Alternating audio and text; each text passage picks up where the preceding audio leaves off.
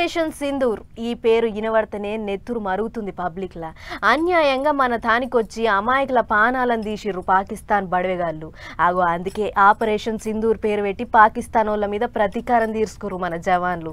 అందుకనే సింధూర్ పేరు చిరకాలం ఉండాలని పుట్టిన పిల్లలకు కూడా అయ్యే పేర్లు పెడుతుర్రట కొంతమంది. ఆపరేషన్ సింధూర్ ఈ పేరు ఇప్పుడు దునియా మొత్తం మారుమవుతుంది. ఎన్నో పేర్లుండగా గా పేరే ఎందుకు పెట్టిల్లంటే దాని వెనక కూడా ఒక కథ ఉంది. మళ్ళా మన దేశంలో ముత్తైదులకు పెట్టేటి బొట్టును సింధూరం అంటారు.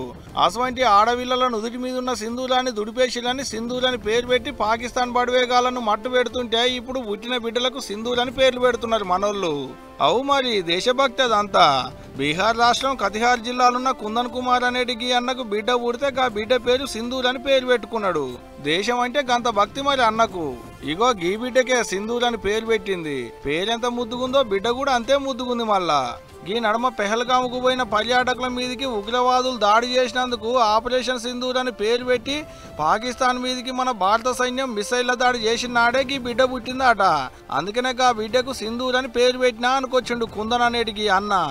ఇప్పుడు ఈ ముచ్చట సోషల్ మీడియాలో తిరుగుతుండేటాళ్లకు బిడ్డ పుడితే సింధూరి, కొడుకు పుడితే సింధూర్ అని పేరు పెట్టాలనుకుంటా కామెంట్లు రాస్తున్నారు నెట్టన్నలు.